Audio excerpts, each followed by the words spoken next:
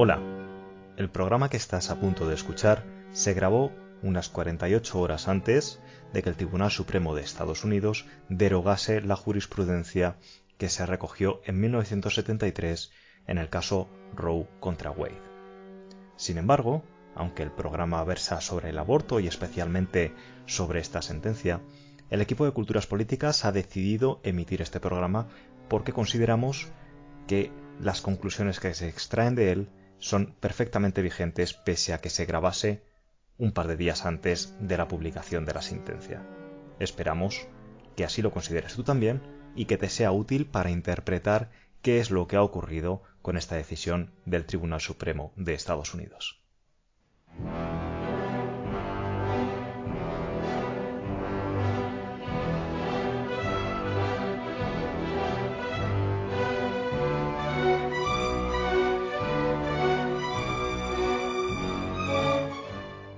El pasado mes de mayo se filtraba a los medios el borrador de una decisión de la Corte Suprema de Estados Unidos que derogaría las decisiones Roe v. Wade de 1973 y Planned Parenthood v. Casey de 1992. Ambas habían servido de marco jurídico para la regulación del aborto en Estados Unidos. Buena parte de la prensa recogió la noticia como, en la práctica, el anuncio del fin del derecho al aborto inducido legal en Estados Unidos y como ejemplo de una regresión anómala entre las naciones avanzadas.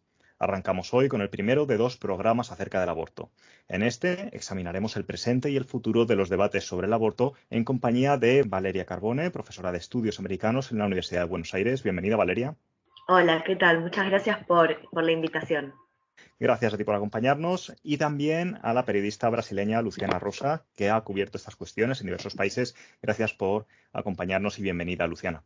Muchísimas gracias por la invitación y sí, vamos a discutir un poquitito qué está pasando con el aborto en varias partes del mundo. Completan el cartel de hoy Álvaro Petit, consultor político, periodista y poeta. Hola, Álvaro. Buenas tardes. Y el director de Culturas Políticas y profesor de la Universidad Rey Juan Carlos, David Sarias. Muy buenas. Hola, buenas tardes. Y quien les habla, Javier Collado, también desde la Universidad Rey Juan Carlos. Te recuerdo que si te has perdido algún programa, puedes encontrarlo en las principales plataformas de podcast como iVoox, Spotify, Google Podcast, Apple Podcast o Amazon Music e incluso en YouTube. En todas ellas te puedes suscribir para estar al corriente de todo lo que publicamos y también estamos en la cuenta de Twitter @culturpol y la web culturaspoliticas.com. Vamos con el tema de hoy.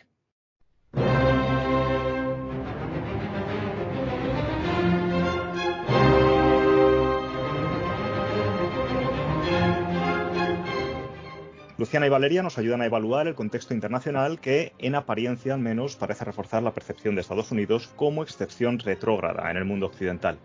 De hecho, en España el gobierno introducía en mayo un paquete de desregulación que incluye el acceso al aborto sin consentimiento paterno a las menores de 16 y 17 años. Antes, en febrero, la Corte Constitucional de Colombia legalizaba el acceso a la interrupción voluntaria del embarazo hasta las 24 semanas de gestación y en ese mismo mes Francia ampliaba el plazo para abortar legalmente de 12 a 14 semanas.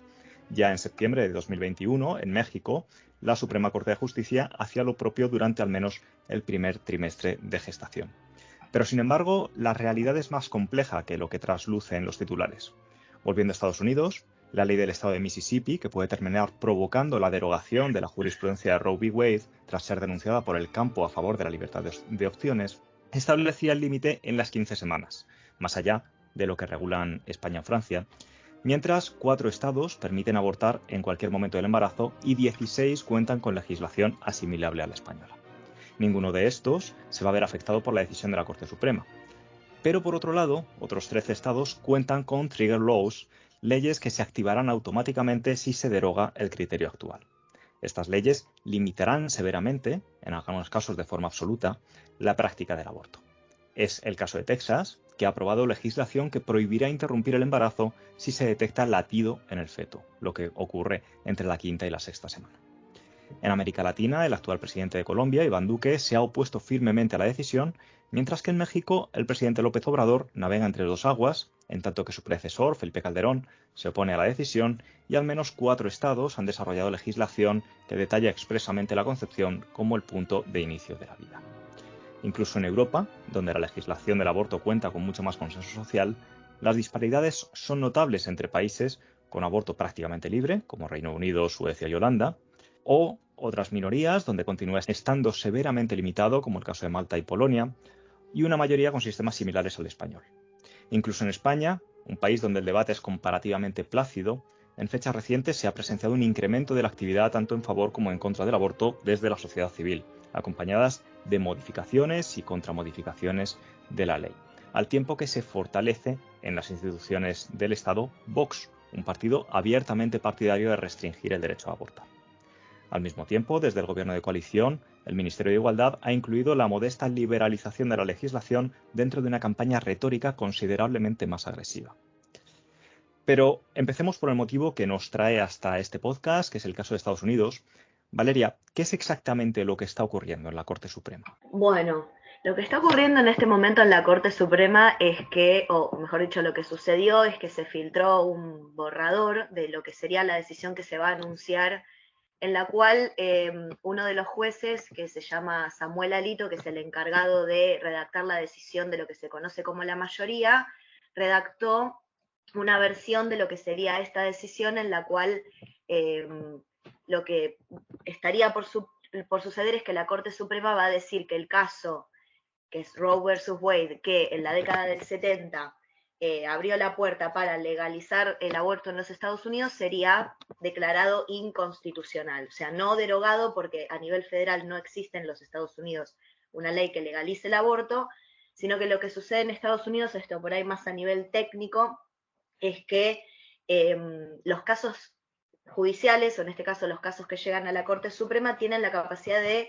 generar precedente legislativo. O sea, eso habilita a la sanción de leyes en diferentes estados. Entonces, al derogar, o mejor dicho, al declarar que este caso judicial no es más constitucional, sino inconstitucional, están habilitando a que muchos otros estados restrinjan mucho más el derecho al aborto.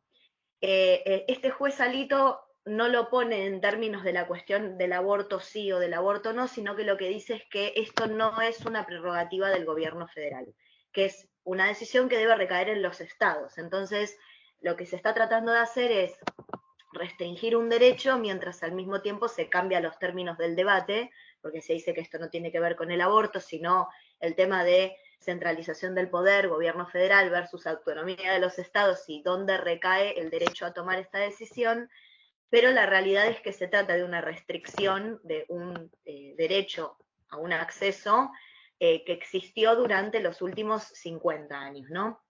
Y muchos analistas también abren la puerta a que, bueno, esto es el primer paso a empezar a restringir otros derechos que tampoco tienen necesariamente una legislación federal, sino que tienen un precedente de la Corte. Y esto va desde el matrimonio de personas del mismo sexo hasta el matrimonio interracial. Entonces, estamos viendo que hay una orientación muy conservadora, sobre todo porque en muchos estados hay gobiernos conservadores. Entonces, bueno, creo que el debate está planteado en esos términos y sobre todo desde la Corte Suprema se está tratando de sacarle la cuestión o quitarle la discusión sobre los derechos reproductivos y ponerlo en derechos políticos de los estados versus gobierno federal. Uh-huh. Luciana, no sé, ahora mismo creo que te pillamos también en Washington. No sé si estás precisamente cubriendo este tipo de cuestiones ahora mismo sobre el terreno. Exactamente, uno de los motivos que me trajo acá fue justamente acompañar esta decisión. Ya cuando se salió a la luz el borrador hubo mucha repercusión a nivel opinión pública acá en Estados Unidos.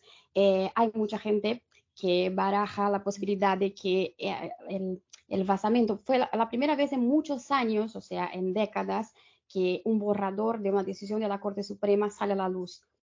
Bueno, en realidad tanto Valeria como Luciana lo han dejado bastante, iba a decir cerrado, pero es al revés, es bastante abierto. Porque como ha indicado muy bien Valeria, en realidad no es un debate, son 17, que están todos íntimamente unidos los unos con los otros. Yo quizá añadir una cosa que Valeria no mencionó, que yo creo que es muy importante, y es que la decisión inicial, la decisión Roe, lo que hace es colocar el aborto en un debate muy concreto que no es de naturaleza moral. Lo que hace es colocar el aborto dentro de como un derecho civil, asociado al derecho de la intimidad. La Corte Suprema además recoge una tradición que se establece casi 10 años antes, 7, en la sentencia en Griswold v. Connecticut, y asimila el aborto, o utiliza una lógica para el aborto similar a la que utiliza para los contraceptivos. Es decir, los contraceptivos estaban prohibidos y en esa sentencia se establece que el derecho a usar contracepción pertenece al ámbito de lo privado y el Estado no puede interferir. Y lo que hace Roe es utilizar exactamente la misma lógica.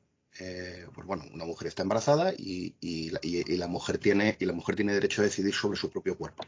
Que yo creo que esta es una lógica problemática. Porque claro, la contracepción no afecta a nadie, salvo a quien toma la decisión de utilizarla. La interrupción del embarazo, hay un segundo elemento en juego, que es el nasciturus. Entonces yo sí le veo un problema de lógica jurídica incluso a esa decisión, que además es uno de los motivos por los que la decisión, y esto es importante tenerlo en cuenta, es muy controvertida. Muy controvertida. Primero por esa lógica y segundo por lo que ha explicado muy bien Valeria, de que en Estados Unidos hay un sistema federal y los contrarios a Roe sostienen que es que el gobierno federal no tiene competencias, porque la Constitución no dice nada acerca del aborto. La Corte Suprema se tiene que acoger a la 14ª enmienda, que no menciona explícitamente el aborto. Entonces, este es otro punto de fricción que primero es el moral y luego el más jurídico / político que ha mencionado Valeria. Y lo último, y ya me callo, es añadir que yo creo que es fundamental, cómo el aborto en realidad se vincula con debates que no tienen absolutamente nada que ver con el aborto. Debates acerca de estilo de vida, acerca de el mantenimiento y sostenimiento de ciertos valores morales.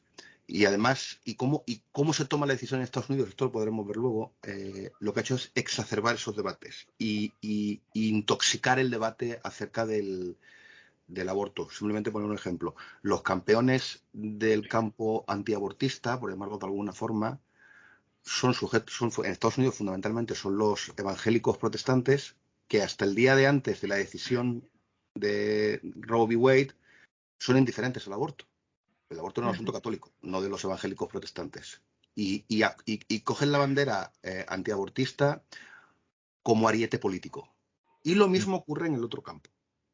Hay un sector de movimiento feminista que antes de Roe está perfectamente integrado, que procede del mundo católico. En el momento que aparece Roe, ese sector del feminismo católico sale del movimiento y además hay una serie de distorsiones brutales dentro de la izquierda. Entonces, simplemente pues, por abrir todavía más, como Valeria no había generado suficiente motivos de debate, pues yo he añadido más todavía. Ya estamos completamente liados. Bueno, pues ahora ya Álvaro que termine de liar la madeja y Sí, porque vamos a desliarla. Es que además vengo a liar la madeja un poco más, lanzando varias preguntas que van un poco justo al hilo de lo que comentaba David.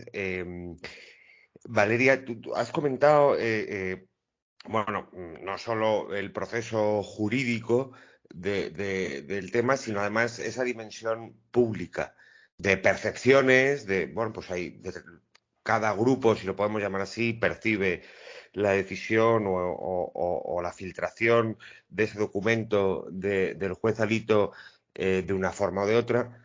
Y claro, nosotros lo hemos vivido desde España y con un sesgo evidente, pues, ni siquiera hace falta que sea un sesgo ideológico, sino con el sesgo que procede que da la distancia, ¿no? Pero aquí lo hemos vivido con posiciones muy enconadas, en las que, por ejemplo, se decía que en Estados Unidos se va a prohibir, y eso eran los titulares, se va a prohibir el aborto en Estados Unidos. Entonces, sí me gustaría que tanto tú como Luciana, que lo conocéis muy bien, que conocéis todos los movimientos que están al final implicados, reflexionarais sobre hasta qué punto que va un poco al hilo de lo que decía David, hasta qué punto esa filtración activó grupos de interés, dicho con todos los respetos, lo de grupos de interés, que están aprovechando la coyuntura de lo que en principio es un debate puramente jurídico para intentar avanzar en sus posiciones, en sus reivindicaciones, aprovechando esta coyuntura. Y aprovechando que creo que lo ha comentado Luciana y es un detalle muy interesante y que, por ejemplo, aquí en España no se ha hecho mucho hincapié en eso, y es que la filtración se produce en año electoral. Que eso creo que es un detalle también que si podéis me gustaría que hicierais alguna reflexión, porque, insisto, desde aquí todo este debate lo hemos seguido claro, con el sesgo que da el tener un océano de por medio, ¿no? Sí, es muy importante entender que también esa decisión no tiene solamente que ver con el aborto, tiene que ver con una conjuntura que se viene dando desde el nombramiento, ¿no?, de 3 jueces de la Corte Suprema por parte de Donald Trump y de toda la batalla cultural que se está dando en el país desde entonces. Cuando entra Amy Coney Barrett, que fue la última jueza, la última no, porque bueno, tenemos a Brown, que es la más reciente nominada ya por Joe Biden, ¿no?, pero la última nominada por Donald Trump es abiertamente católica, abiertamente en contra del derecho de decidir, del derecho al aborto, ¿no? Entonces, ¿qué tenemos? Tenemos de un lado los conservadores, o más bien el Partido Republicano Conservador, queriendo quitar o luchar en contra de este derecho, y los demócratas que están en año electoral. Tenemos hoy en día una legislatura, ¿no? O sea, como está dividido en 50 y 50, lo que sería la Cámara de Representantes de Estados Unidos. Entonces, hay ahí también una disputa entre quién va a tener mayoría o no ahí para tomar las decisiones y poder hacer las modificaciones y tener gobernabilidad, en el sentido de, si pensamos por el lado de Joe Biden, ¿no?, que intentó pasar muchas medidas, de entre ellas una ley federal que garantizaría, ¿no?, el derecho al aborto y otros derechos que tienen que ver con la salud de la mujer, y que no es posible justamente porque no se llega ni siquiera a discutir esta ley en función de un mecanismo que se llama filibuster, que es que se pospone la discusión de una ley cuando no es de interés de una mayoría discutirla, ¿no?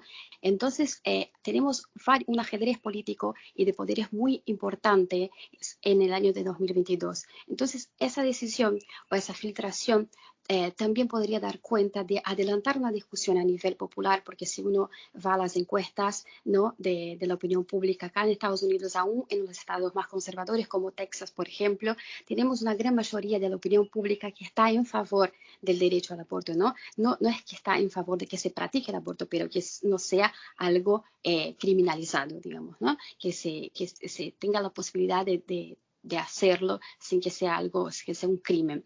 Así que tenemos, por un lado, eso, como que la filtración podría de alguna manera beneficiar a esos demócratas que se posicionan en favor de que del derecho a decidir, o de que exista una prerrogativa como Roe versus Wade, que no es una ley, pero que permite que los estados de manera independiente puedan permitir que se practique un aborto, ya sea con una no limitación de semanas o con una cierta limitación de semanas. A mí me parece importante puntuar, más allá de que no hayamos entrado en esos términos todavía, pero a nivel de comparación, en Argentina hace muy poquito se legalizó el aborto y se consiguió que se legalizara hasta la 14ª semana, y fue muy festejado a nivel Latinoamérica, a nivel continente.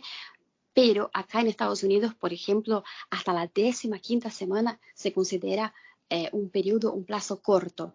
Florida, a partir del 1 de julio, prohíbe cualquier práctica del aborto a partir de la 15ª semana. En Texas tenemos, las 6 semanas o hasta que se escuche el latido del corazón del feto, ¿no? Entonces es controversial, atiende a muchos intereses y tiene que ver exactamente con eso, o con la batalla cultural o con el intento, ¿no?, de los demócratas tener una mayoría en la Cámara de Representantes. Realmente hay mucho por detrás, no es solamente el derecho de un individuo que tiene las características biológicas para embarazarse, tener el derecho a decidir sobre su propio cuerpo, sino los intereses no sociales y políticos que están puestos en juego ahora en el ajedrez político estadounidense. Uh-huh.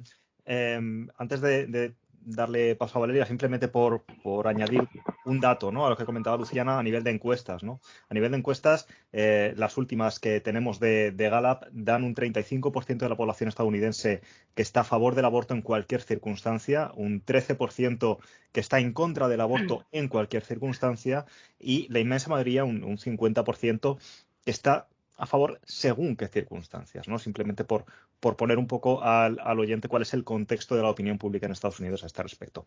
Que era un poco lo que iba yo, y por resumir estos datos estadísticos, porque yo creo que es un dato importante, que es que en el fondo el debate público, excepto los sectores que están más movilizados, tanto de un campo como de otro, el debate público en cuanto a la opinión pública en su conjunto, hay un considerable consenso, en el sentido de que hay una inmensa mayoría que es partidaria de tener una legislación muy laxa en el primer trimestre, de endurecer esa legislación en el segundo trimestre y de prácticamente prohibirlo, salvo peligro para la madre, incesto, violación, en el tercero. Entonces, era un poco abundar en la misma pregunta, teniendo en cuenta que incluso en Estados Unidos, que están especialmente polarizados, las encuestas son consistentes en que esa polarización no está en la opinión pública, está en otra parte. Está en la opinión publicada, más que en la opinión pública. ¿Y esto a qué se debe? Entonces, Valeria, te paso así la pregunta. No sé si lo ves así, si lo ves distinto, y si lo ves así, ¿con qué explicación le encuentras? Sí, no, yo quería decir un par de cosas. No sé si te voy a contestar, pero es lo que voy a decir. No lo voy a poner en esos términos. Mira, no, mientras hablaban todos, iba pensando ciertas cosas que quería como traer a la mesa. Que la primera, reforzar la idea de que esto en Estados Unidos no es una ley federal. Entonces, no es que todos los estados están obligados a o están inhabilitados para. Esa es la primera cuestión. Este es un caso de la Corte Suprema de los Estados Unidos, lo que significa que el debate fue traído a nivel federal. Entonces, al haber traído al gobierno federal para que dirima este asunto, me parece como un poco complicado esto de traerlo al gobierno federal para que diga, bueno, sí, bueno, no, y después decir, los estados tienen derecho, los estados no tienen derecho. Entonces, estamos apelando a la instancia federal para que tome ciertas decisiones. Pero sí quería volver a esta idea de que el fallo Roe versus Wade, con todos los problemas que puede llegar a tener o no y todas las cuestiones puntuales que se le puede criticar o alabar al caso, es un caso puntual que refiere a una cuestión puntual que abrió la puerta a hablar sobre los derechos reproductivos y los derechos de las mujeres sobre sus propios cuerpos en términos de derecho individual, ¿no? También tiene una contextualización. El problema fue que ese caso judicial quedó ahí y sentó ese precedente y desde entonces se viene discutiendo a nivel de base, a nivel de lobbies y a nivel estadual y federal este tema del derecho al aborto. Yo creo que lo complicado de esta situación que representa esta declaración de que el derecho es o sería inconstitucional o anticonstitucional es que lo que está haciendo la Corte Suprema es quitarle un derecho también a los estados que quieren habilitar el derecho al aborto. No se trata solamente de el derecho de los estados que pretenden restringirlo como un derecho de los estados. Al declarar que este fallo es inconstitucional, lo que está haciendo la Corte Suprema es ir para atrás y restringir el derecho de aquellos estados que de repente quieren habilitar ese acceso, ¿no? También en términos de derecho individual. Entonces eso sí me parece complicado, que hay un fallo de la Corte Suprema que habilita para aquellos estados que lo quieran habilitar y ahora se pretende quitarle ese derecho a los estados que quieren ampliar ese derecho. Refuerzo esta idea de que en Estados Unidos no es legal el aborto en todos los estados e incluso en donde es legal, las clínicas en donde se hace esta práctica son sometidas al ataque de grupos antiabortistas. Entonces no es que es un debate que de repente desde el 70 para acá se había quedado, no sé, desaparecido y de repente con esto volvió a surgir. Es un tema de debate y de hecho Luciana también puede por ahí abonar esto por ahí más que yo porque siguió el caso más de cerca, cuando estos tres últimos jueces nombrados por la administración Trump a la Corte, que fueron nombrados a la Corte, que marcaron un poco este giro conservador, fue una de las preguntas que se les hicieron a estos tres jueces, si el derecho al aborto asegurado por el caso Roe versus Wade corría riesgo o no, y los tres dijeron que no, porque era un derecho aceptado por la Corte Suprema, declarado constitucional por la misma Corte Suprema en la década del 70. Entonces creo que acá se mezclan como varias cuestiones, no solamente también el tema del derecho al aborto, y una de las cuestiones que plantea es, ¿qué puede significar esto para otros derechos? Y al mismo tiempo, ¿qué pasa cuando la Corte Suprema cambia de opinión? Porque en definitiva es la Corte Suprema la que dijo que esto era un derecho constitucional hace 50 años atrás. ¿Por qué ahora pasa a ser un derecho anticonstitucional? ¿Qué está pasando con los derechos individuales en los Estados Unidos? ¿Y qué pasa cuando la misma Corte Suprema se desdice? ¿Qué significa esto? Que un montón en otras cuestiones la Corte se puede desdecir. Eh, entonces me parece que es un debate que tiene muchísimas aristas y que es un campo de batalla cultural, es un campo de batalla mucho más amplio también, que tiene que ver con, nuevamente, derechos individuales, derecho a casarte con quien uno quiere y hasta el derecho al voto. Porque esto también en una época en los Estados Unidos era un derecho que recaía en los estados, habiendo una ley que aseguraba una enmienda constitucional, no una ley, una enmienda constitucional que aseguraba el derecho al voto.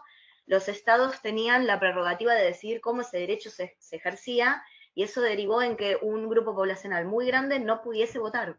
Entonces me parece que el debate es realmente muchísimo más amplio y que en el fondo de todo esto hay una intención de restringir derechos, que es como que más allá de la postura individual que tenga cada uno, es un mensaje que está dando la Corte Suprema en este sentido. Y me parece que el poder de los lobbies, que es un poder muy fuerte en Estados Unidos, la actividad de los lobbies está legalizada, que puede ser el poder de los lobbies económicos como el poder de los lobbies de los derechos, es parte de este debate, pero no es algo que haya resurgido ahora, sino que es parte de las discusiones que se vienen dando desde justamente el auge del movimiento por los derechos civiles en los Estados Unidos. Luciana, no sé si quieres abundar un poco en esta cuestión que nos comenta Valeria y Totalmente, pero antes me gustaría hacer un link con lo que decía Valeria ahora por último, con relación al derecho al voto, ¿no? Y cómo, qué mensaje pasaría, ¿no? Esa decisión, si realmente sale la decisión de revogar esta prerrogativa, con relación a muchos otros derechos.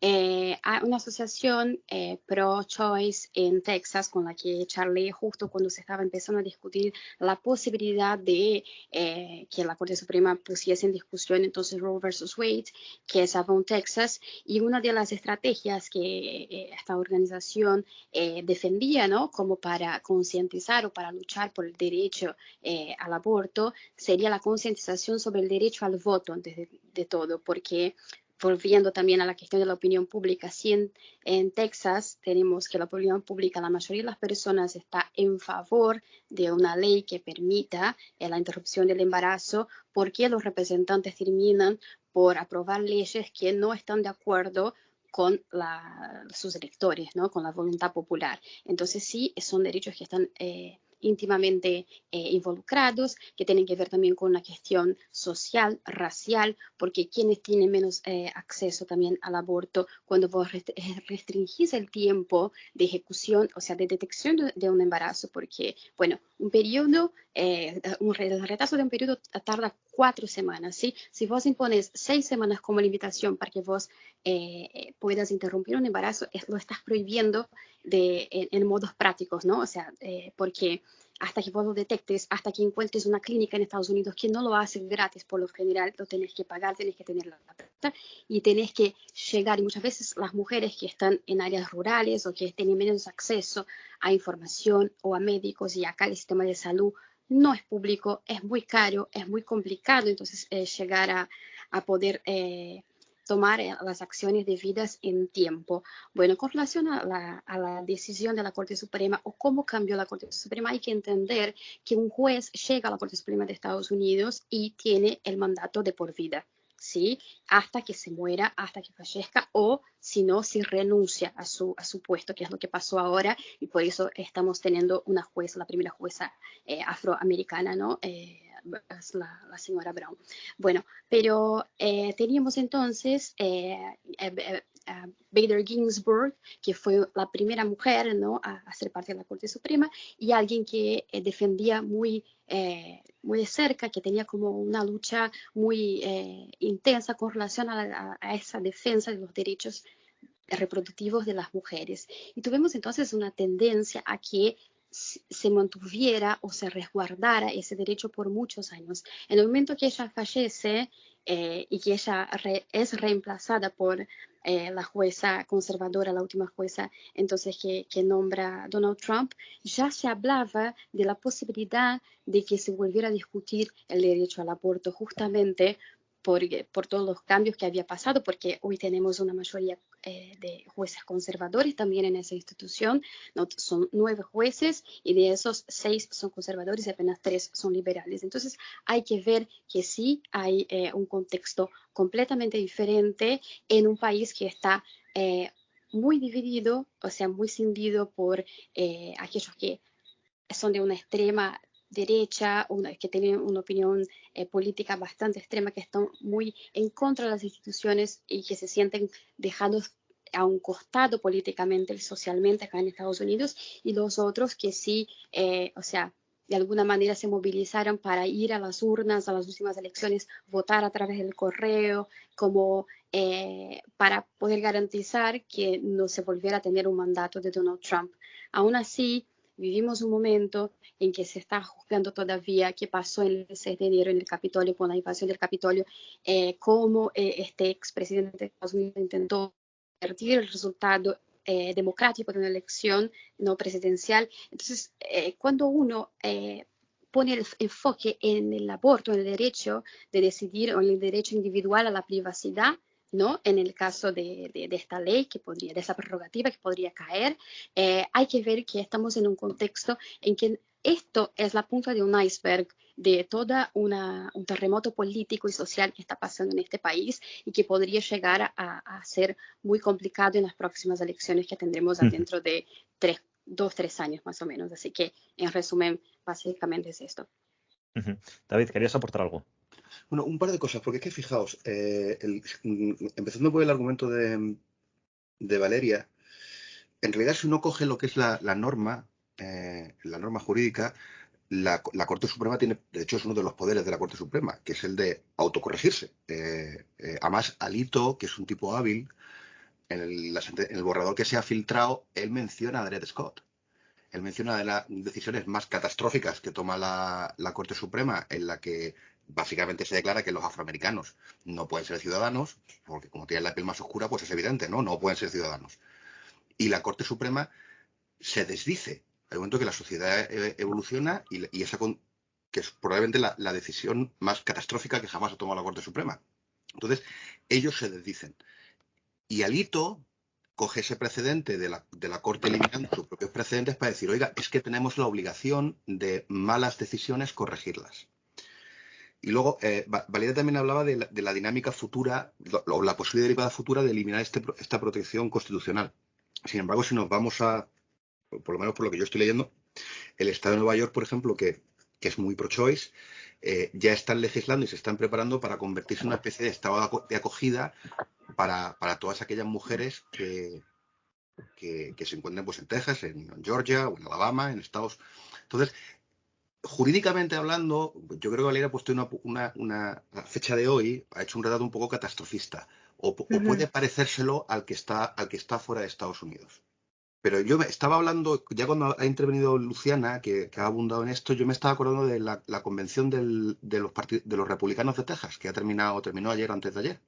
Y uno lee la plataforma que anuncia los republicanos de Texas y es una cosa absolutamente espeluznante.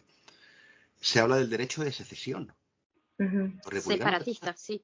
Están hablando del derecho de secesión y están hablando de que Biden no es el presidente legítimo de los Estados Unidos. O sea, siguen con este rollo que sabemos que es una ficción del falseamiento de las elecciones. Y en todo eso está metido también el aborto. Se declara que la homosexualidad, me parece que lo llaman estilo de vida pervertido o estilo de vida desviado o algo así. Y es todo un revolutum de cosas inconexas, porque en realidad no hay conexión entre los derechos relativos a la orientación sexual y el derecho a elegir o no elegir sobre el aborto, no hay conexión entre los dos, son dos cosas distintas. Pero se han politizado y se han mezclado y se han puesto en el mismo saco, y efectivamente la derivada futura es alarmante. O sea, yo creo que el retrato que hacía Valeria jurídicamente yo lo encuentro difícil de sostener, pero políticamente es que es una posibilidad muy real por esa situación de polarización e hiperpolitización. Entonces, primero, esto no sé si estáis de acuerdo en esa distinción entre realidad jurídica y realidad política, y a dónde nos pueden llevar las derivadas políticas. Y luego, relacionado con esto, yo os lo pregunto a las dos. Desde el año, bueno, no pero vamos, desde 4 o 5 años después de que se pronunciara Roe v. Wade, la pregunta fundamental que le hacen a todos los jueces de la Corte Suprema, hay que recordar la audiencia, los jueces de la Corte Suprema los selecciona el presidente de los Estados Unidos, pero tienen que pasar por un filtro en el Senado, y el comité del Senado los tiene que aprobar. ¿Vale? Bueno, pues en ese proceso de aprobación se ha convertido básicamente en un examen acerca de ¿tú qué piensas de Roe? Al que los jueces candidatos suelen reaccionar no diciendo nada, o buscándose la forma de no decir nada, que es un síntoma de cómo la Corte Suprema se ha colocado en un sitio que no es el suyo. Se supone que la Corte Suprema debe ser la institución menos politizada de los tres poderes: legislativo, ejecutivo y judicial. El judicial es el que debería estar más lejos de la presión pública. Y sin embargo, la forma en cómo se ha gestionado la regulación del aborto y esta hiperpolitización la ha colocado en el sitio más incómodo, que no le corresponde y que amenaza con destruir la institución. Entonces, no sé si estas cosas... No, yo que perdón que te interrumpa, que no quiero que se me vaya la idea de la cabeza por eso. No, me parece que esta idea de que la Corte Suprema no se politiza es una falacia, es una fantasía, no existe. La Corte Suprema decide qué casos va a discutir y qué casos no, y hace una agenda que tiene que ver con, que es una agenda política. Siempre fue así. Pretender que estas cuestiones no se politicen también me parece una fantasía, porque ¿cómo no vas a politizar algo que puede o no convertirse en ley? O sea, tiene que estar politizado, el debate lo hacen los políticos. Después, me parece interesante esto de que decís que la Corte tiene esta capacidad de corregirse. Eso es cierto. Lo que hay que preguntarse es para dónde se corrige la Corte y por qué.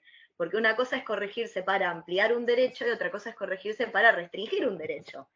Y retomando lo que menciona Alito, justamente creo que la verdad que no es el mejor ejemplo que podía haber tomado Alito, honestamente, porque justamente el caso Dred Scott, que él habla del tema de, de la corrección, este caso Dred Scott no solamente es importante, sino que es controvertido y polémico. Porque este caso, básicamente lo que decía era que, entre otras cosas, que las personas afrodescendientes en los Estados Unidos no tenían ningún tipo de derecho solo por ser negras o afrodescendientes, no importaba si su condición jurídica era la de esclavo o libre, que no tenían derecho a la ciudadanía, y cito textualmente porque es un caso justo con el que estoy familiarizada, no tienen derechos que el hombre blanco esté obligado a respetar. Entonces, gracias a Dios que la Corte se corrigió en ese sentido. Entonces, creo que volvería más que nada sobre esta idea de que sí, la Corte tiene derecho a autocorregirse, pero me parece que hay que ver para dónde se corrige, si es para ampliar derechos o para restringirlos nuevamente. Porque generalmente la Corte en pocas situaciones, si bien lo ha hecho, pero en pocas situaciones se ha corregido para recortar derechos reconocidos como constitucionales. Entonces eso sí me parece que hay que considerarlo en ese caso. Y nuevamente vuelvo sobre esta idea de que la decisión actual de la Corte, que es una decisión de la Corte Suprema, no una ley, habilita a que estados que quieren legalizar el aborto lo puedan hacer, y esta nueva decisión lo restringe, dándole la posibilidad a estados más conservadores de incluso llevarlos a la Corte Suprema. Entonces hay una avanzada conservadora que es peligrosa en este sentido en los Estados Unidos, que se ve una tendencia grave y peligrosa a cortar derechos, y que esto nuevamente abre la puerta a restringir otras cuestiones como el derecho al voto, por ejemplo, que es algo que se ha discutido, que se ha, por supuesto, politizado. El Congreso si bien tiene una mayoría muy endeble, a mí lo que me gusta decir es que si bien el Partido Demócrata hoy por hoy tiene la mayoría en ambas cámaras, la agenda que se está cumpliendo es la agenda republicana, porque la mayoría en la Cámara Baja es muy endeble y en la Cámara Alta, en el Senado, están 50-50, entonces solamente pueden aprobarse leyes que tengan una mayoría simple, y muchísimas leyes en los Estados Unidos tienen una mayoría de 2/3. Entonces, realmente la agenda del gobierno actual está bastante dilatada en ese sentido. No, bueno, no sé, iba a decir otra cosa y me olvidé. Ven, porque te interrumpí, porque se me va la idea por la neurona y no regresa. Luciana, no sé si quieres apuntar algo más sobre esto, porque quiero empezar a hacer comparativas también con el resto de América, del continente americano. No, por supuesto. A mí me quedó dando vueltas en la cabeza eso de que pareciera que la panacea para este problema, ¿no? Si llega a pasar, y es muy probable que pase, ¿no? Espero que no, que se caiga la prerrogativa de Roe versus Wade, serían esos estados en los cuales la gente que quiera realizar una interrupción del embarazo podría acudir. El precio de un pasaje de Texas a Nueva York es casi un pasaje de acá a España, para que tengan una idea. Así que podemos nuevamente restringir el aborto, el derecho a decisión sobre su propio cuerpo o a la privacidad, que sería esa 14ª enmienda que permitiría, ¿no? la legalidad de esta práctica a gente que tenga acceso a bienes como el dinero, como una infraestructura, como información. Entonces, tiene un sesgo racial, tiene un sesgo económico muy importante quitar ese derecho, no tiene muchísimo que ver con una división social que va mucho más allá de la batalla cultural, ¿no? O sea, tiene que ver con derechos básicos del ser humano. Así que más allá de que vayan a haber estados que sigan permitiéndolo, va a ser muy difícil o aún más difícil que las personas que lo quieran hacer tengan realmente acceso a este derecho. Pues por ahondar en esto que ha comentado la Luciana. La gente tiene en la cabeza que si el aborto se restringe, vamos a volver a las mujeres en los callejones con una percha, ¿no? Y a estas carnicerías que se hacían antes de los años 70, cuando por lo menos en el primer trimestre, en realidad lo que tiende a ocurrir, esto seguro que tanto Valeria como Luciana lo conocen mejor que yo, es el recurso a abortos médicos. Mediante píldoras como el mifepristore, que lo estoy leyendo porque Misoprostol se llama. Eso es. Y el misoprostol, exactamente, esta combinación de dos. Misoprostol, perdón. Tú ves cómo lo sabían ellas mejor que yo. El caso. Sí, claro, porque soy mujer. No, y porque en España es menos conocido, Luciana, porque aquí aquí no las puede uno comprar en la farmacia, son bajo prescripción médica. Algunos defensores del sistema federal decían, bueno, no hay problema porque no vamos a volver a la percha, sino que las mujeres pueden acceder, insisto, durante el primer trimestre. Podrían acceder a que se les envíe por correo esta medicación y pues ya está. Porque además es una medicación muy segura y bueno. Y ya se están oyendo manifestaciones es que en ciertos estados vamos a prohibir el que esta medicación se envíe por correo entre estados, lo cual es abrir otro melón constitucional, porque el tráfico interestatal, esto sí que es responsabilidad del gobierno federal. Entonces, es que cada vez que tomamos una decisión, lo que hacemos es perseverar en la polarización y la politización. Antes decía Valeria que es un mito que la Corte Suprema no esté politizada, que es muy cierto. Pero sí es verdad que es la que está más alejada, es la que está más protegida de este tipo de presiones, o estaba en tiempo pretérito. Y el debate sobre el aborto ha hecho saltar por los aires esas protecciones. Y yo tengo la sensación de que vamos a ir a peor. Y que desde luego la dinámica no se va a acabar con, bueno, eliminamos Roe, sacamos a la Corte Suprema y ya que los estados se apañen. No, esto va a continuar. Y además por los dos movimientos, si quieres. Tanto por los partidarios de restringir, lo que ya estaba hablando de prohibir, de interferir en el comercio interestatal, como de los partidarios del aborto más liberalizado, que lógicamente están buscando formas de saltarse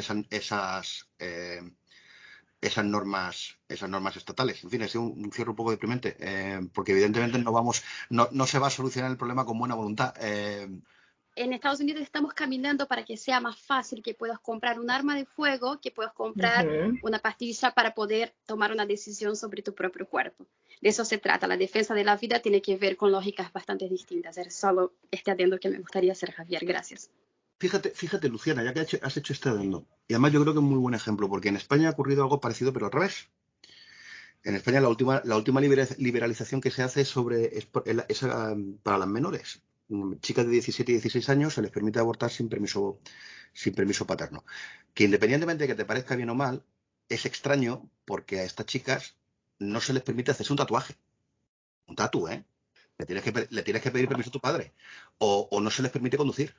A ver, hay una serie que es un poco lo que intentaba decir, una serie de inconsistencias y de irracionalidades a la hora de legislar el derecho al aborto, tanto por un lado como por el otro, que no responden a la lógica, responden a la lógica de oportunismo político por parte de movimientos sociales y en los todos ejemplos que estamos hablando tú y yo de partidos políticos concretos.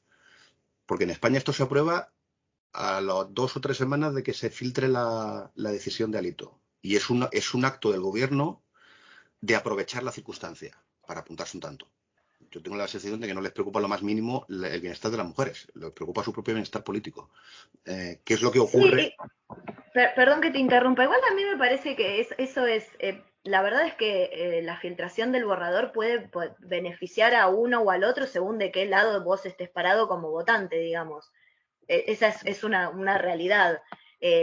Claramente la idea de que Estados Unidos es un país progresista es un error también. Estados Unidos no es un país progresista, es un país netamente conservador y las personas que tienen mayor poder de voto, por las cosas que estamos viendo y por lo que ha pasado históricamente, son los sectores ultraconservadores.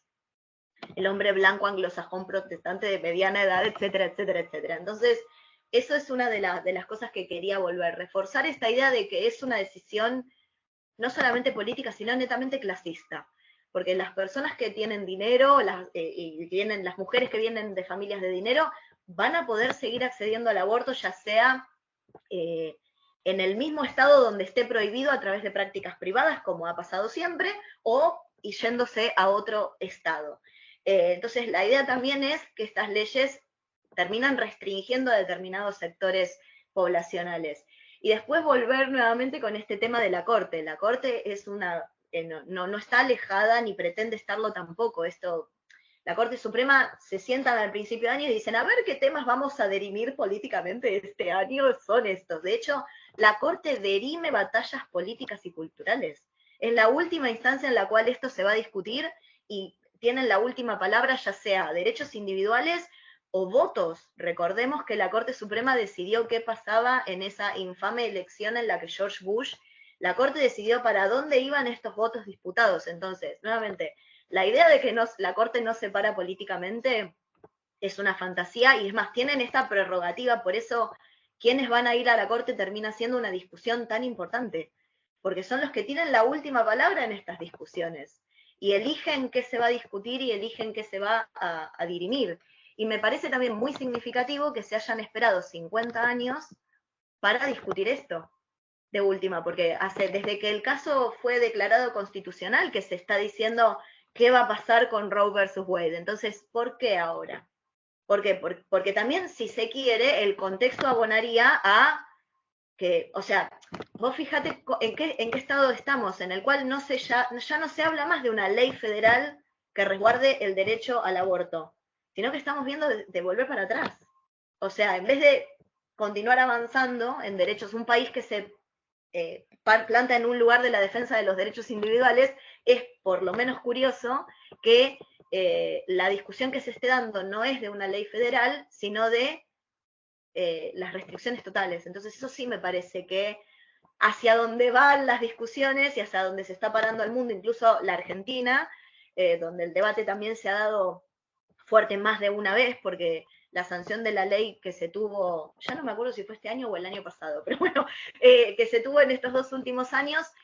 2020. 2020, ahí está. Viste que la pandemia uno ya no sabe en dónde está parado. Si 2 años son uno, vivimos en años perro, no sabemos. Pero bueno, no sé a dónde iba con todo esto, así que lo voy a dejar acá. iba a algún lado con toda esta idea. No, pues precisamente por ahí es por donde quería tirar yo, Valeria, antes, ¿no? Y que es establecer un poco esta comparativa, mientras que Estados Unidos va hacia, o de lo que se está hablando, como bien mencionas, es un retroceso. En Argentina hablabais hace unos minutos de esa expansión, al menos en los plazos del derecho al aborto, y quería que me comentarais, aparte del caso argentino y cómo contrasta con lo que estamos viendo en Estados Unidos, también pues lo que comentamos al inicio del programa, ¿no? La situación que tenemos en Colombia, en México. No sé si quieres empezar tú, Valeria, precisamente por proseguir con el argumento. No, sí, en realidad mucho más para agregar no tengo más que eso. Me parece que hoy por hoy la discusión está un poco anclada más en discutir la legalización más que la prohibición. Me parece que la discusión está yendo hacia ese lugar. Y en donde se van parando también los argumentos para estar a favor o estar en contra.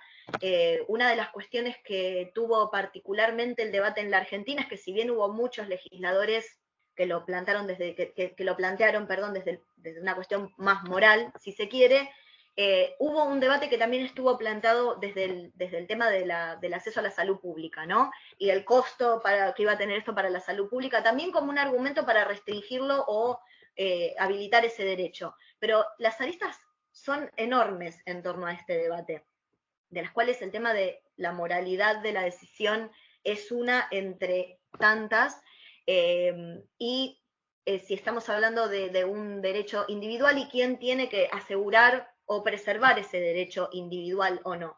En la Argentina también costó, no fue un debate que surgió de la noche a la mañana, se tuvo que decidir en hubo varias sesiones en el Congreso en 2 momentos determinados en los últimos años y finalmente, bueno, acá me confirmaron que fue en el 2020, claro, estamos en el 2022, no estamos más en el 2021, finalmente la ley fue aprobada. Pero bueno, volver a esto de que me parece que en muchos otros lugares del mundo el debate está pasando por un lugar y parece que en Estados Unidos hemos vuelto 50 años para atrás y que se plantean los términos del debate en los mismos términos en los cuales se planteaba en 1950, y reitero de esto de que ni siquiera estamos hablando de la sanción de una ley federal, estamos hablando de un fallo de la Corte Suprema. Entonces me parece que hay como un retroceso en el caso de los Estados Unidos que refleja un giro ultraconservador, no solamente de la Corte, sino de uno de los 2 partidos mayoritarios, que es en este caso el Partido Republicano. ¿Cuál es quién se beneficia de esto? La verdad es que para mí no es tan lineal. Me parece que, nuevamente, depende de qué lado del espectro estás parado, te va a parecer una cosa o la otra, y además tampoco yo creo que las personas votan por cuestiones monotemáticas. No va a ser la cuestión del aborto la que derima si una persona va a votar a un partido o va a votar al otro, y también va a depender de en qué estado uno está. Entonces, de la misma manera que no me parece que uno vote solamente por su condición de latino o por su condición de mujer, sino que me parece que uno vota por una condición de factores en las cuales este es un tema. Entonces yo, lo de a quién beneficia o no, pensando en las elecciones de medio término, lo relativizaría muchísimo. Luciana. Claro, estoy de acuerdo con lo que dice Valeria, pero también hay que agarrar como el ejemplo de Colombia, que acaba de tener elecciones, ¿no? El domingo, donde el voto tampoco es obligatorio, pero la candidatura de la vicepresidencia de la primera afrocolombiana, Francia Márquez, que ella era activista, que tenía una cierta popularidad en cuanto, junto a los jóvenes más que nada, lleva a que más gente vaya a las urnas. Entonces, si bien la gente no vota por una sola causa, estoy 100% de acuerdo con Valeria en ese sentido, y creo que muchas veces el bolsillo manda más que otras cuestiones, ¿no?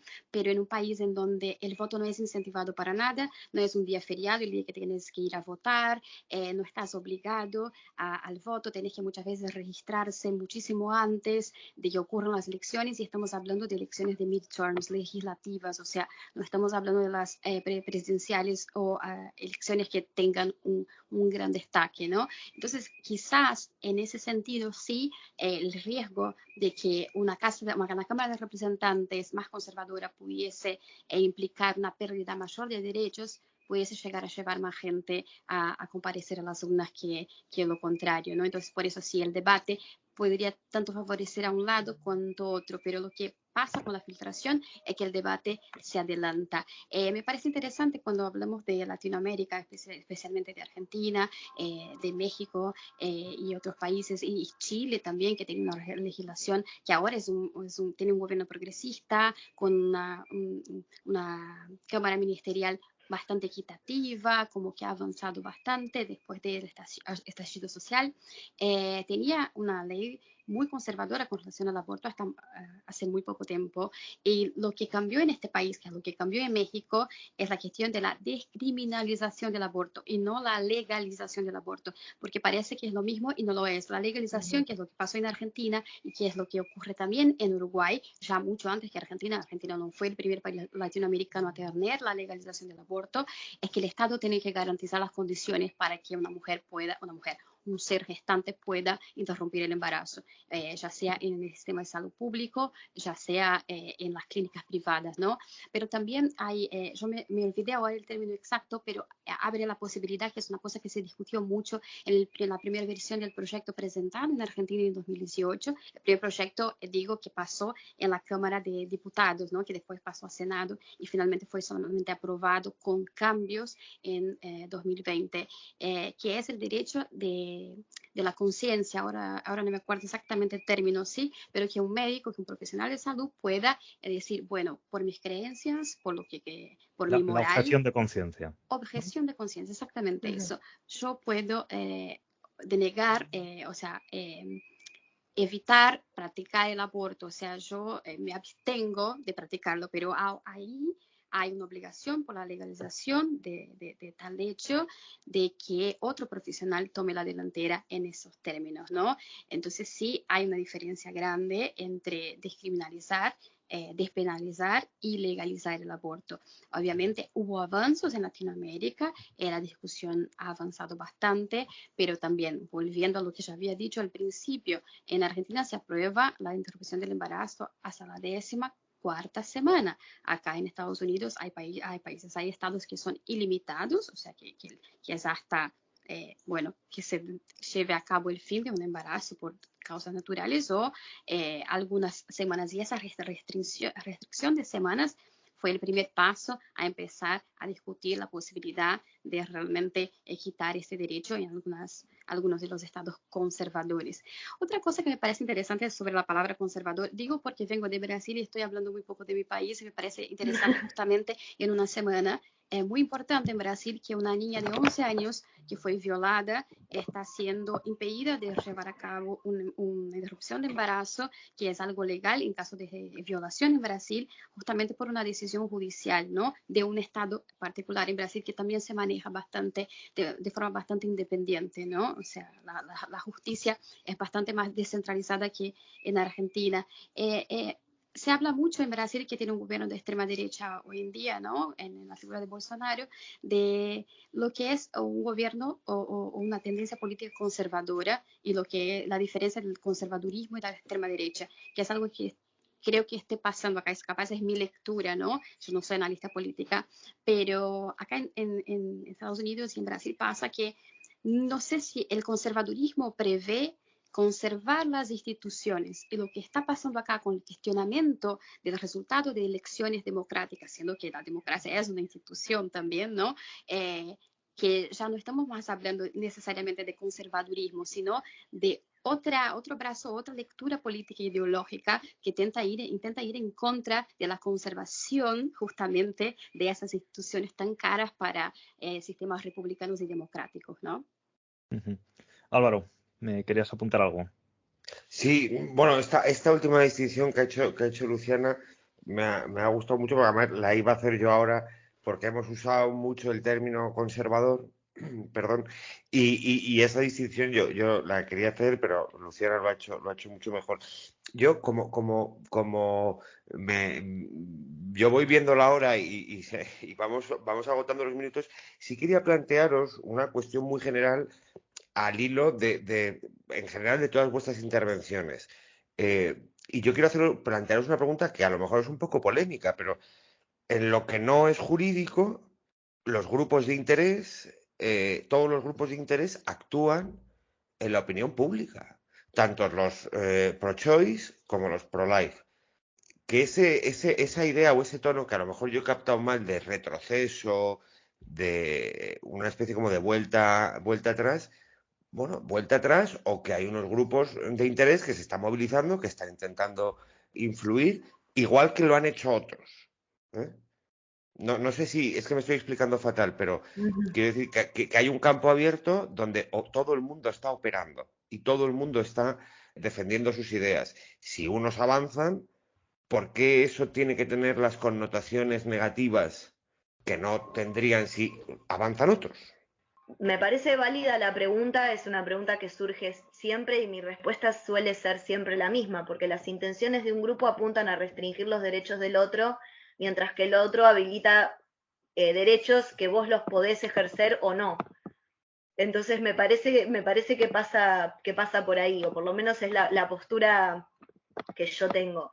También me parece que tiene que ver con la cantidad de recursos que tienen distintos grupos y que muchas veces, como marcaba Luciana al principio, hay, hay un apoyo muy grande de más del 60%, más del 80% en algunos estados, en que hay que defender el caso de la Corte Suprema Roe versus Wade. Entonces, si la mayoría de la población, según las encuestas de opinión, dicen que hay que preservar este derecho, ¿por qué estamos hablando en sentido contrario? Sí, vuelvo sobre esta idea, acá por ahí con Lu nos vamos a pelear un poquito, que es verdad lo que ella dice, que también me parece que marca ciertas cosas, o lo pienso ahora que lo reflexiono en voz alta. En Estados Unidos el voto no es obligatorio, eso es verdad, y hay temas individuales o temas puntuales que pueden movilizar a la gente a las urnas, pero eso pasa para ambos lados del espectro. Vuelvo con lo mismo. Esto puede, gente que sea que no esté de acuerdo con la decisión puede decir, bueno, esto me moviliza, también voy a votar. Y la realidad es que Estados Unidos cuenta con un sistema electoral que es bastante polémico de por sí, si lo miramos en detalle, en el cual, por ejemplo, el gerrymandering hace que haya distritos que por ahí en ciertas elecciones son más demócratas o progresistas y que los redibujos territoriales los convierten en distritos republicanos. Entonces, el voto progresista termina diluido. Entonces eso sí me parece grave, porque eso hace que lo que se vuelca a las urnas, que los representantes, y el tema de las instituciones democráticas, los representantes en Estados Unidos representan lo que quiere la población. En este, ya sea la Corte Suprema, hace unas semanas leía una Perdón, reflexión Valeria, de... Sí, perdón, Valeria, pero es que esa pregunta, los representantes representan lo que quiere la población, eso es extrapolable a Estados Unidos, a México, a España, a Francia, o sea, es extrapolable a totalmente. cualquier sistema representativo.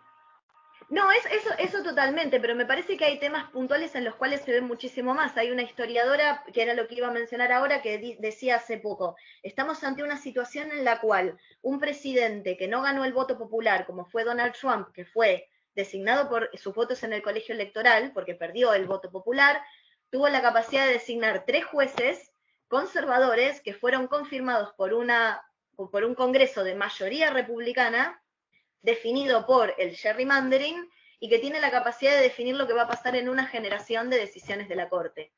Cuando las encuestas están indicando que la gente quiere preservar un derecho que existió en los últimos 50 años. Entonces me parece que eso sí marca una tendencia, en este caso de una sociedad de cualquier manera, ¿no? Porque, insisto con esto, me parece que estas discusiones también reflejan en dónde está parada una sociedad en su conjunto, tanto los progresistas como los que no sean tan progresistas en este caso.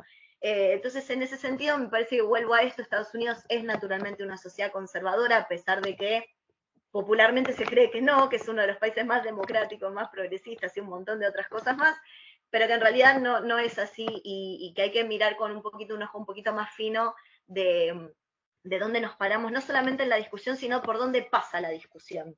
Más allá de dónde esté parado cada uno de nosotros, las discusiones están indicando un social mood interesante también en los Estados Unidos que se puede reflejar en la elección de los presidentes, en la conformación de las legislaturas y en la conformación de la Corte Suprema. David. Pues aquí quería abundar aquí una cosa que ha dicho Valeria y que es muy importante, porque los que no son especialistas en Estados Unidos a veces les cuesta entender, porque tendemos a pensar que Estados Unidos es una democracia totalmente operativa y tan sofisticada como las europeas y que lo es. Pero Valeria menciona aquí la palabra clave que es gerrymandering, que es que en lengua castellana no tiene traducción, que es la manipulación de los distritos electorales, a fin de excluir a un sector no, de hecho no a un sector de la población, de excluir a los votantes del otro partido, y que es una práctica reconocida como legal por la Corte Suprema. Está fenomenal.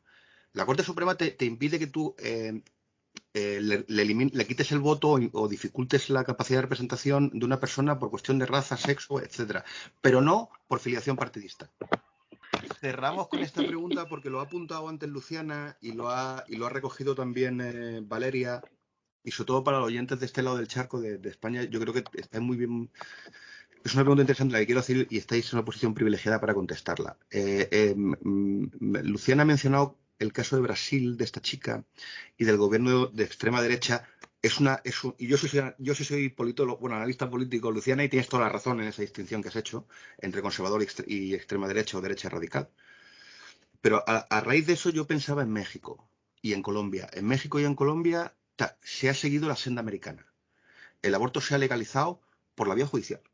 En México ya tenemos, me parece que son 5 estados que tienen en las constituciones estatales la definición de que la vida empieza en la concepción. Es decir, esto está apuntando a que hay una intencionalidad de restringir completamente el aborto. Entonces, teniendo en cuenta la experiencia que tenemos en Estados Unidos de intentar hacerlo por la vía judicial, porque uno de los motivos por los que en España, en Europa en general, el conflicto no se inflama tanto es porque aquí se ha aprobado por vía legislativa.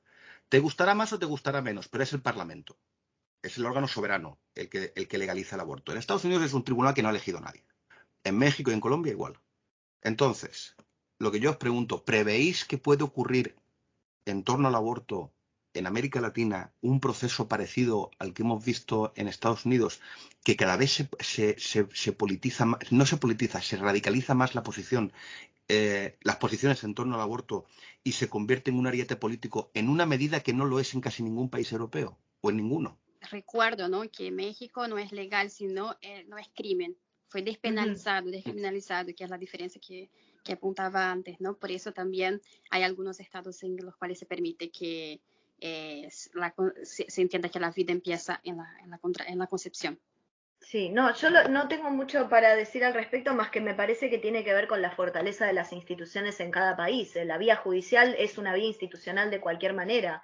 Si es cuestionada, puede ser, me parece que tiene que ver más con la fortaleza institucional que si viene por vía judicial o viene por vía legal. Lo que tiene la vía legal es que lo normatiza de una manera diferente, porque hay un debate de por medio y no hay por ahí, como vos mencionás, una decisión individual. En el caso de los Estados Unidos, me parece que una de las intenciones justamente de, tal vez porque es el caso con el que estoy más familiarizada, pero darle espacio a la Corte para que diga que no es constitucional, hace que el Congreso no lo pueda discutir. ¿Qué va a hacer el Congreso? Sentarse a discutir sobre un derecho que la Corte dijo que no es constitucional y que puede ser declarado ilegal por su misma naturaleza anticonstitucional. Entonces me parece que tiene que ver, en el caso de América Latina, ¿no? Me parece que tiene que ver con la vía judicial puede ser una forma de habilitar la vía legal, la vía parlamentaria. No necesariamente pasa como en Estados Unidos, que la vía judicial se transforma en un precedente legislativo en muchos casos. En América Latina puede ser una vía. Sí me parece que es un síntoma de que hay un debate que se está instalando cada vez más y que se habilita para que se normatice algo que ya está instalado a nivel social y que me parece que en algunos casos es un paso necesario. Ahora, si puede tener más validez o no, lo voy a poner en esos términos, me parece que tiene que ver con el nivel de cuestionamiento que tengan las instituciones políticas en cada país y también de dónde venga ese cuestionamiento, ¿no? Porque como un juez puede declarar una cosa, como decíamos antes, puede venir otro juez y declarar otra. Y me parece que eso también hace al debate político necesario, al debate público y de la agenda pública necesaria para estas cuestiones. Lo que sí, y vuelvo sobre esto, me parece notorio del caso de los Estados Unidos es que el debate no está avanzando, sino que está retrocediendo. Entonces eso sí me parece notorio del nivel en el cual se encuentra la sociedad en este momento, o, mejor dicho, los que tienen poder en la sociedad norteamericana en este momento. Así que con eso cierro. ¿Puedo hacer solo Por supuesto. un adendo para que, o sea, no quedemos tampoco centralizados solamente en lo que pasa en Norteamérica o en Sudamérica, ¿no? Me parece que siempre y cuando se debate el derecho de la mujer particularmente, se abre un debate que es como muy amplio y muy difícil de reconocer ciertos derechos que serían básicos si fuesen derechos de ambos hombres y mujeres. ¿Por qué traigo ese ejemplo? Por lo que se está votando, discutiendo también como ley en España, que sería la licencia menstrual, ¿no? Que también en los sectores feministas con los cuales charlé allá en Madrid hay disidencias de cómo eso podría llegar a ponerse en práctica. Entonces sí, se abre una prerrogativa legal, como pasó en Argentina, pero cómo eso se da en las prácticas, ¿no? O sea, son temas mucho más controversiales, mucho más delicados y realmente muy complejos, principalmente cuando se habla del derecho individual de una mujer que el derecho individual de un hombre blanco, clase media, ¿entendés? O sea, hay que puntuar eso y lo que estamos tratando es realmente de algo con muchas aristas. Así que sí, se abre el debate para que otros derechos puedan ser discutidos, pero particularmente estamos hablando de una punta muy frágil, que muchas veces son mujeres inmigrantes de una clase baja en un país que ya no las respeta desde otros ámbitos. Así que nada, quería solamente puntuar eso para que no estemos también solamente girando alrededor de una misma zona del globo.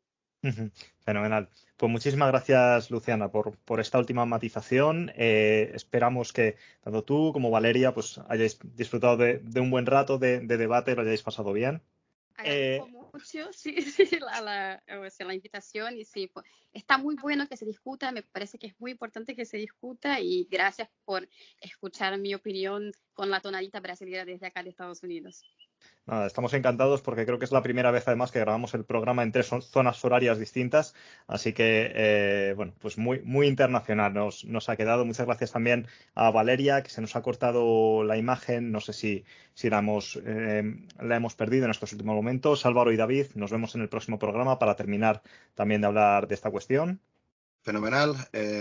Sí, creo que además vamos a seguir hablando de esto, o sea que continuaremos con la discusión que nos pedía Luciana. Tenemos 1 hora y media probablemente. Os habló Javier Collado. Recordad que podéis suscribiros a nuestro programa de forma gratuita en las principales plataformas de podcast como iVoox, Apple Podcasts o Spotify, y podéis estar al tanto de lo que hacemos en Twitter, en la cuenta @culturpol, y en nuestra web culturaspoliticas.com. Hasta el próximo programa.